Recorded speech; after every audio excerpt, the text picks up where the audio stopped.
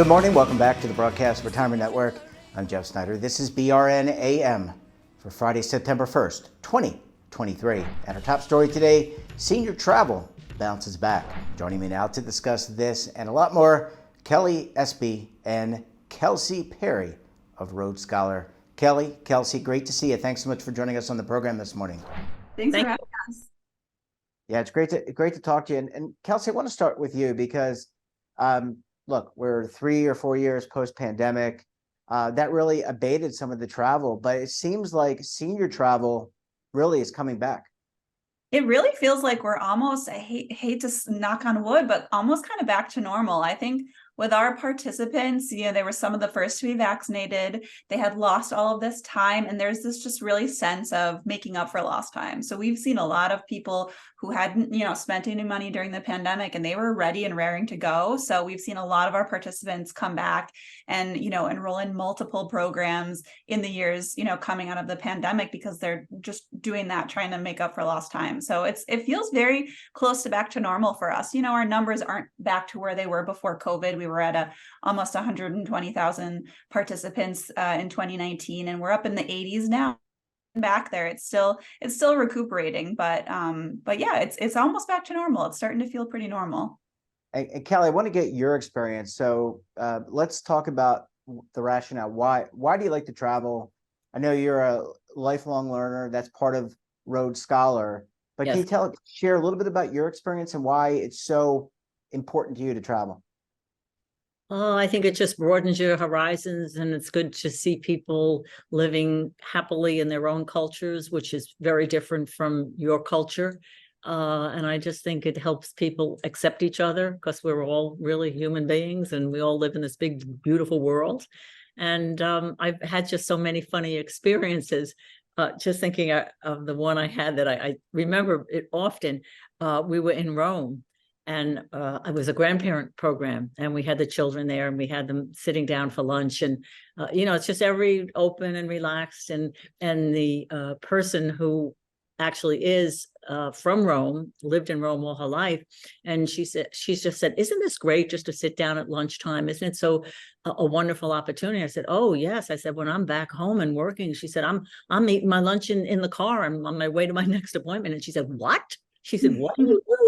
She said, that's unreal that you'd be eating your lunch in your car. She said, we never do that. And I thought, isn't this interesting? I do that for granted, and a lot of people do that for granted. And here this woman had just never thought about it. She said, "I sit down with a glass of wine. We always do that in Rome." I go, "This is good. I need to move here. This is a better culture than the United States and Virginia and the craziness that we do." And it's just been so many different experiences. And it's just, I just enjoy it. And I save my pennies and try to go as often as I can. And I do go with Rhodes Scholar. I enjoy them, and I think they do an excellent job. Yeah. Well, I appreciate that. And Kelsey, to Kelly's point, it's nice to travel in groups, and it's really nice to see other cultures. And if someone, if you're a lifelong learner, keep going back to that, Kelsey, this is really, really important. Yeah, that's really what Rhodes Scholar is all about. And it's what sets us apart from a traditional tour operator. We're a nonprofit organization, and our mission is education. So everything we do is about learning. And so that's what you should expect when you come on programs with us. Rhodes Scholar isn't for everybody. It's for the people who want to travel and that they want to learn when they're traveling. And so, we attract a lot of retired educators as part of our participants. And everyone's really there to learn. So you're not just going to be like sitting on the beach reading a book or, shopping while you're traveling. You're there to learn, and you're there to go from morning till night. Of course, there's time on your own. There's independent time, and you're back in bed at a reasonable hour, but you're going and you're learning as you go. So that's really what we do. And Kelsey, are there different subjects that you can learn when you sign up to be part of Rhodes Scholar? Are there Yes. certain subjects?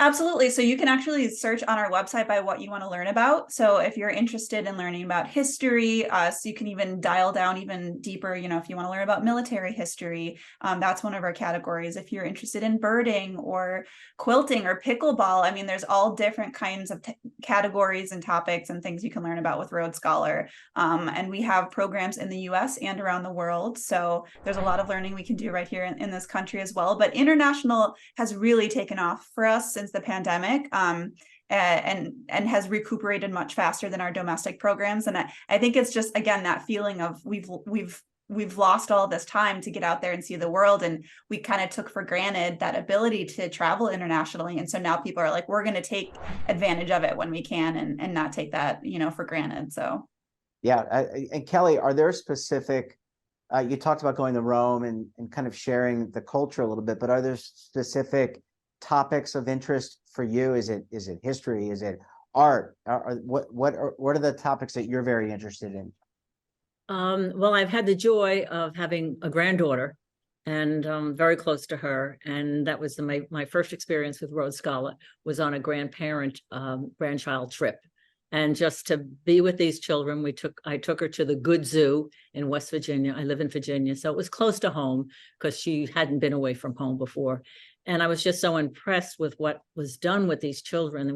There was 8 to 10, so there was 13 boys and girls, and they started out and they didn't know each other. It's kind of forced friendship for them, and they just had the days so planned for them. And it was the Good Zoo, and it's called the Good Zoo because the animals are outside. So the children were able to pick their certain friend, their best animal, or the one they were most interested in. And my granddaughter picked the meerkat, and for the next 4 days, she was able to go into the area that the meerkat was in and feed him, and she made snacks for the meerkat. She could feed that with the trainer was with her where she did that, made toys for them, drew pictures of them, and just had such a great experience with that day. And then in the evening they had all age appropriate activities, from a musician to the people who make the balloons. And of course they all asked to have their animals shown up with balloons. And I was just so impressed with it, and I've just stayed with it. So most of the programs, that was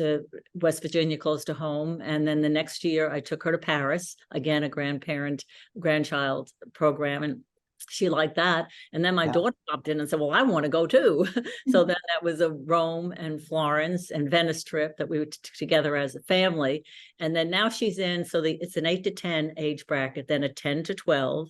And then this was like the 12 to 14 was coming up. And we usually talk about it around Thanksgiving and Christmas. What are we going to do next summer and get her going? And she kind of looked at me, and she's a little shy, and she'd never say no to grandma. And I said, well, now, would you want to do, which country are you reading about? Where do you want to go? And she was, so I get on Rhodes Scholar and I go looking, in her age bracket, and, put in the dates, and what pops up but Hawaii. So I look at that and I go, surfing, Waikiki Beach. So I go into her home and just in the kitchen with her, and I go, hey, Ellie, her name is Ellie. And I said, how about Hawaii? How about surfing in Waikiki? Oh, yes, Grandma, let's go. So here we are. So the next trip then was to Hawaii, and again, with Rhodes Scholar. And then, of course, my husband saying, well, hello, what about me? So then that put us in a program down with the American Queen. We went down to New Orleans and spent 2 or 3 days in New Orleans, and then went up the Mississippi River. And that was terrific. And then I did a solo program out to Pasadena, California, to the Rose Bowl parade. So, and I was always interested in seeing that.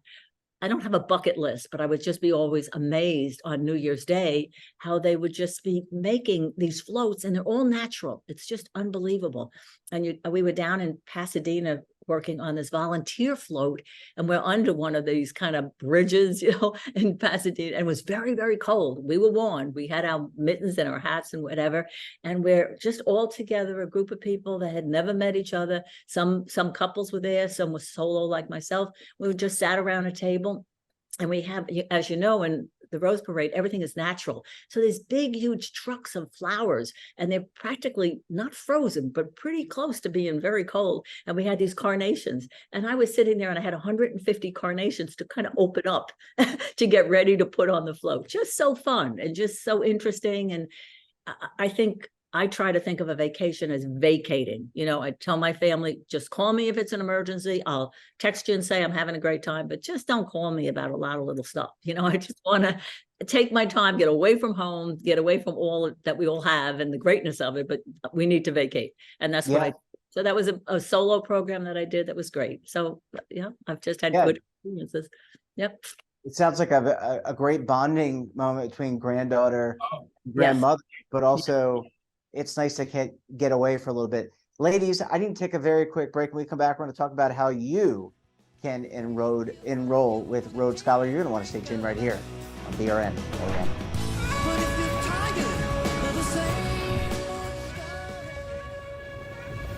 Imagine a new television network that will make you richer, healthier, and in control of your financial future.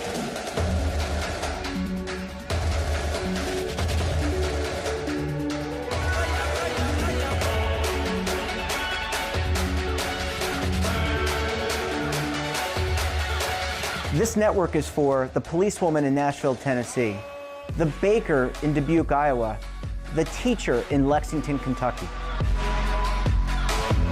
We want to make the idea of savings and retirement culturally relevant. But what do you see as a defining issue of the midterms, especially for the smaller businesses? I mean, they are the lifeblood of the American economy.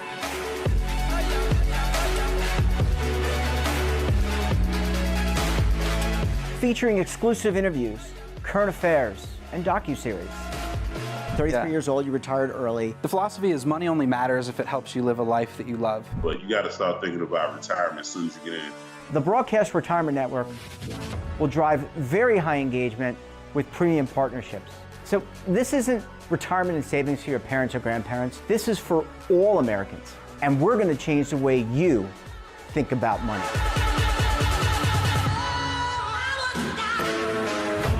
Welcome to the next frontier of retirement and savings. This is BRN, the Broadcast Retirement Network. Welcome back. We're joined this morning by Kelly, Espy, and Kelsey Perri of Rhodes Scholar. Kelly, Kelsey, thanks so much for staying with us. Really appreciate you hanging around for segment number 2 this morning. Yeah, thanks. Good to be here. Yeah. So Kelsey, I want to start with you. I mean, you can feel the passion. I can feel the passion from Kelly in terms of her trips. And she seems like such an active person, wanted to be on her own, but also with her granddaughter and daughter and her husband too, I should add. How do I get started? If someone's watching this program today, hopefully there's many people watching, but how do they get started with Rhodes Scholar? What's the best way to plan a trip? Yeah, I would say head over to our website. It's rhodescholar.org, and that's ROADSCHOLAR.org. It's Rhodes Scholar. So head over to our website and take a look. You can browse through our programs to get a taste for what we do, but check out that Find a Trip tool on our website. And like I said, you can filter the programs by what you want to learn about, by your price range, your date range, destination. There's all different kinds of things you can filter by. So you can we really have something for everybody. So that way you can kind of narrow down. We almost have there's almost too much to choose from sometimes. So I think that filter tool is a really great tool to figure out exactly where to start and what interests you the most. And then also you can sign up for our catalog. We do still send real paper catalogs in the mail. It's really, with our participants, they still like to get something that they can hold and just browse through. So you can sign up for a catalog right on our website as well. So I would recommend that too. And by the way, I like to print out paper too. So yeah. I'm in that generation. I still do that. Kelly, I want to come back to you. If you can remember back to the first time you went on a trip with Rhodes Scholar, did you have any trepidation, any best practices that you would share? Because someone maybe doing this for the first time, they don't know necessarily what to expect. They can read all the great documentation, they can see videos, they can watch programs like this, but sharing any best practices that you uncovered along the way? Well, I think for each program, it's a little bit different. I think if someone is interested in the grandchild program, it does go by the ages 8 to 10, and I wouldn't wait too long because I think the 8 to 10 bracket and the 10 to 12 are the best ones, and I think they're most enthusiastic and they go well with it. And as again stated, I was very impressed with the way it was handled and how that we just had an itinerary for every single day. So there was really enough wiggle room to have a little time on your own, but it was very, very structured. And I like that about that. Then when I went by myself, of course, that's a little bit of a different set of concerns maybe, but again, having had the experience and knowing that I would be with a group, and a group, as Kelsey has said, people that want to learn, people that are interested. I really knew I wasn't going to be with a loud, rambunctious, up to 12, 1 o'clock in the morning type of group of people, which is not really my way. But we had cocktail hour at 5 o'clock every night, that we had parties and we had fun. But I felt very safe with going with a group that I knew would be very much like myself. And they also offer a suggested reading list. And, I didn't read all the books, no, but I did scan 1 or 2 of them that I was interested in. So you always have something to talk about with these folks. And most of them have traveled. So it's like, how many trips have you been on with Road Scholar? And, how many trips had I been on? And you start comparing and talking and what trip they thought was the best. So there's a good, very, very high comfort level with going with them. So it's good. Experience all around has been good. Yeah. Jeffrey, I can add to that too. Is 30% of our participants every year travel solo with us. So if you're a solo traveler, especially, Road Scholar is a great opportunity to go with a group. You can still go solo and have that independent experience, but you're with the group. So, you have that, that safety net of someone keeping an eye out for you, and also that social opportunity to meet other people as well. So, we attract a lot of solo travelers and we accommodate them, and we hear again and again how welcoming we are to solo travelers. So I think those are the participants that I see the most trepidation in, are the solo travelers. And I think Road Scholar is a very friendly and welcoming place for them. So absolutely. Yeah. And let me just say, Kelly, I'm right there with you for the 5 o'clock happy hour, because I'm in bed by like 9 o'clock. So I'm right there with you. I'm not a 1 or 2 o'clock kind of person. Kelsey, what about the future? What can we expect from Road Scholar in terms of maybe future trips or future itineraries that people should keep an eye on? Because Kelly talked about her experiences, but there are any new programs or new themes that you're thinking about as an organization? Yeah, well, I mean, we still are bringing programs back that were sort of hibernated during the pandemic. So you can see or expect to see a lot of programs coming out that we are just reopening. But one thing I know we're working on, we have so much going on for 2025. So I'm just rolling through my head, what's the most exciting to share? I know one thing that I'm excited about is we're going to be offering solos only programs for the first time in a very long time. I've been at Road Scholar 7 years and we haven't had solos only programs in that time. So it's definitely, there's a lot of demand. I was just talking about 30% of our participants go solo with us. And so there's an continued increase in demand for solo space. And so I'm really excited to see what those solo programs can do. And it's a great experience to be able to have that camaraderie of the group of other solo travelers. And we also have some women's only trips that we just relaunched this year as well. So I went to women's college myself. And so the concept of learning with a group of other women is just, there's something really special and empowering about it. So that's something we just reintroduced. And then the solos only trips are going to be coming in 2025. So keep an eye out for that. Yeah, it just seems so liberating to be able to figure out how to travel on your own and do the things, but knowing that you have a group to kind of backstop you if you want to get a little lonely, because maybe if you haven't done it before, you might get a little lonely. We're going to have to leave it there, ladies. Kelly, Kelsey, great to see you. Thanks so much for sharing your experiences, Kelly, and we look forward to having you back on the program again very soon. Thank you for the opportunity. Yes, enjoyed it. And that wraps up this episode of BRNAM. Have a topic of interest, someone you think we should talk to, drop us a line. And don't forget, for all the latest curated news and lifestyle, wellness, finance, tech, aging, so much more, and all in one place, check out today's edition of our daily newsletter, The Morning Pulse. Want to search our archives, check out our latest content? Visit our website. We're back again tomorrow for BRN Weekly. We'll be joined by Jane King in the first segment to break down markets, and then we'll be taking a look back at some of our best segments for the week. You're not going to want to miss it. Until then, I'm Jeff Snyder. Stay safe. Keep on saving. Don't forget, roll with the changes.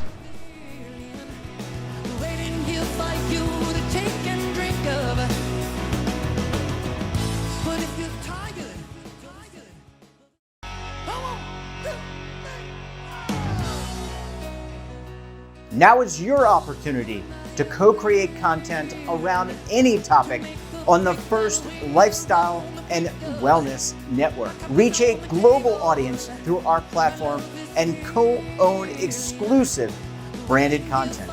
All of our programs are available on demand and also as audio-only podcasts, so you can take us on the go. Broadcast Retirement Network, available anytime, anywhere, and on any device.